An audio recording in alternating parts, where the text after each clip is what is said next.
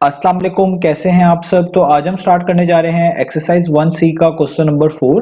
तो मेरे पास ये थिंक न्यू सिलेबस मैथमेटिक्स की बुक 3 है और उसका ये चैप्टर नंबर 1 चल रहा है। मैंने इस चैप्टर के नेम से एक सेपरेट प्लेलिस्ट बनाई हुई है, उसका लिंक भी नीचे डिस्क्रिप्शन में दिया हुआ है ताकि आप लोगों को इस चैप्टर से रिलेटेड तमाम सॉल्यूशंस एक जगह पर आसानी से इसी प्लेलिस्ट में मिल सकें।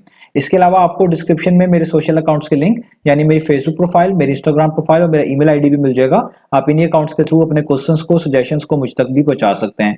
तो स्टार्ट करते हैं क्वेश्चन नंबर 4 को। इसकी स्टेटमेंट को रीड करते हैं, समझते हैं, फिर इसका सोल्यूशन करेंगे।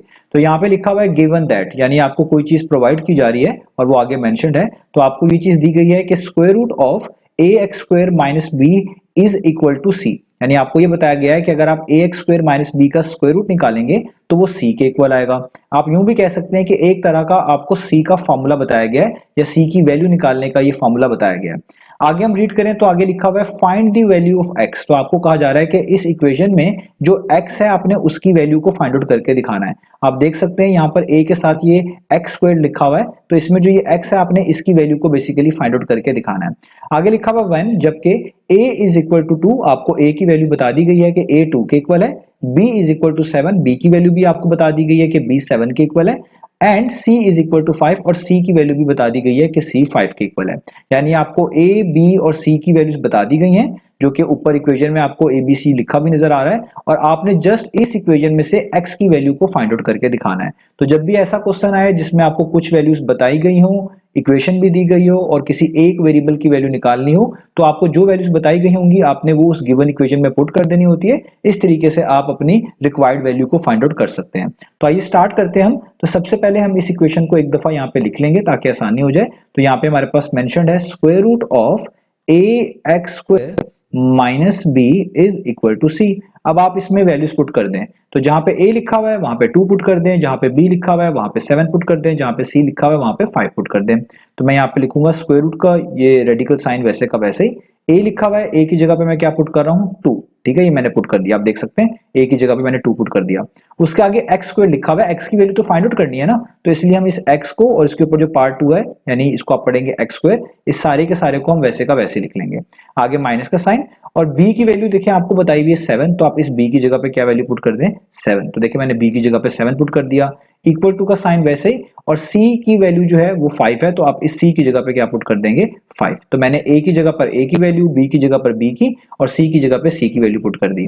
अब ये आपको मैं पिछले क्वेश्चन में भी बताता आ रहा हूं कि जब भी आपने कोई वेरिएबल की वैल्यू फाइंड आउट करनी हो या इनफैक्ट उसको सब्जेक्ट बनाना हो और वो किसी रेडिकल साइन के अंडर लिखा हो, जैसे आप देखें यहाँ पे जो x की वैल्यू आपने निकालनी है तो ये पूरा x स्क्वायर जो है इस स्क्वायर रूट के इनसाइड है, स्क्वायर रूट के अंडर लिखा हुआ है, तो आपको उस रेडिकल साइन को ऐसे केस में हटाना पड़ता है। और आपने ये रूल्स याद रखना है कि कहीं पर भी स्क्वायर रूट हो, इसको हटाने के लिए हमेशा दोनों साइड्स पर स्क्वायर अप्लाई करना पड़ता है, और अगर स्क्वायर को हटाना होता तो फिर स्क्वायर रूट अप्लाई करना पड़ता।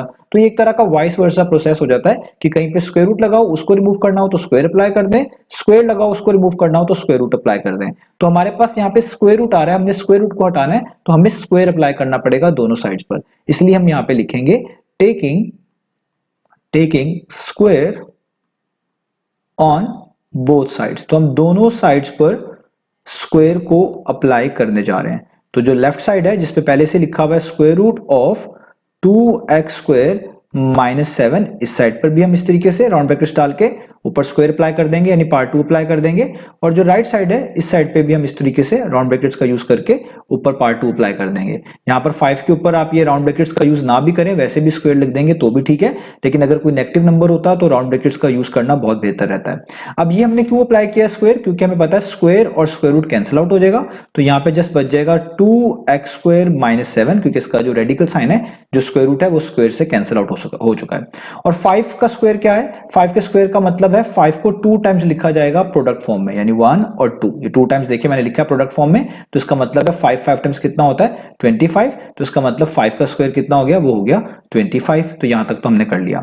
अब देखिए रेडिकल साइन रिमूव हो चुका है, अब हमने पहले एक्स स्क्वायर को सेपरेट करना है। अगर हमने एक्स स्क्वायर को सेपरेट कर लिया तो हम एक्स की वैल्यू बड़ी आसानी से निकाल पाएंगे, और इसके ऊपर जो ये पार्ट 2 है इसको भी बड़ी आसानी से खत्म कर पाएंगे। तो पहले हमें एक्स स्क्वायर को सेपरेट करना है, तो एक्स स्क्वायर को सेपरेट करने के लिए जितनी भी आपको बाकी कॉन्स्टेंट्स वगैरह लिखे हुए नजर आ रहे हैं इनको इक्वलिटी साइन के राइट साइड पर आपको मूव करवाना पड़ेगा। तो 7 यहाँ पर 2x स्क्वायर में से सब्ट्रैक्ट हो रहा है, इस 7 को आप इक्वलिटी साइन के दूसरी तरफ मूव करेंगे तो वहां जाकर 25 में ऐड होगा। तो यहाँ पे क्या बचेगा, यहाँ पे रह जाएगा 2x स्क्वायर और ये -7 वहां जाकर +7 हो जाएगा, यानी 25 में ऐड हो जाएगा। तो आप लिखेंगे 25 + 7।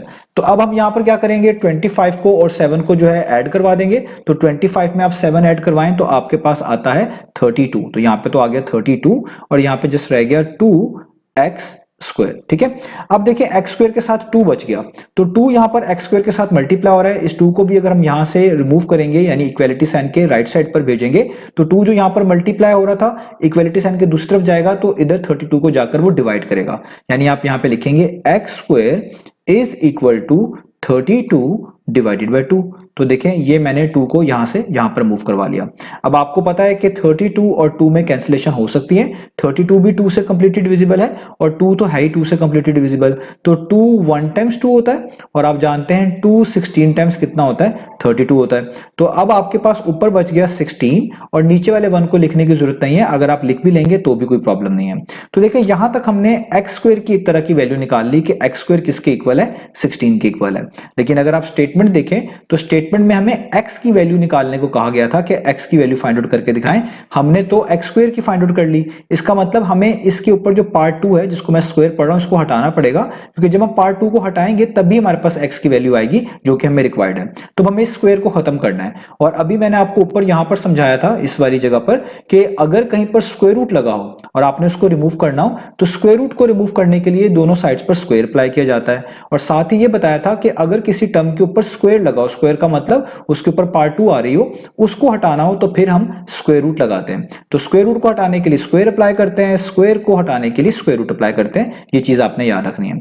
तो हमारे पास आप देखें इस सिनेरियो में x के ऊपर स्क्वायर है तो हमें इस स्क्वायर को हटाने के लिए दोनों तरफ स्क्वायर रूट अप्लाई करना पड़ेगा। तो इसलिए हम यहां पे लिखेंगे इस चीज को कि taking square root on both sides. तो हम दोनों साइड्स पर स्क्वायर रूट जो है वो अप्लाई करने जा रहे हैं। ठीक है, तो यहाँ पे जो एक्स स्क्वायर लगा हुआ है इसके ऊपर भी इस तरीके से स्क्वायर रूट आ जाएगा और जो 16 है यहाँ पर इसके ऊपर भी इस तरीके से स्क्वायर रूट आएगा। दोनों तरफ हमने स्क्वायर रूट अप्लाई कर दिया।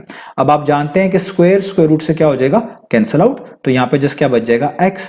अब 16 का स्क्वायर रूट ये कैसे निकालेंगे, स्क्वायर रूट का मतलब है कि जिस नंबर का आप स्क्वायर रूट निकाल रहे हैं आपने एक ऐसा नंबर ढूंढना है जिसको अपने आप ही से मल्टीप्लाई किया जाए तो वो नंबर आ जाए जो स्क्वायर रूट के नीचे लिखा होता है। यहाँ पे स्क्वायर रूट आप निकालना है 16 का, तो आप ऐसा नंबर ढूंढे जिसको अपने आप ही से मल्टीप्लाई करके 16 बनता हो। तो बड़ा आसान है, आप जानते हैं 4 टाइम्स कितना होता है, 16। तो जिस नंबर को अपने आप ही से इटसेल्फ ही आप कह लें मल्टीप्लाई करने से वो नंबर आ रहा होता है वही उस नंबर का स्क्वायर रूट कहलाता है। तो 16 आपको मिलता है 4 को 4 से मल्टीप्लाई करने से, तो इसलिए 16 का स्क्वायर रूट क्या होगा, वो होगा 4। तो आप यहां पे लिख देंगे 4।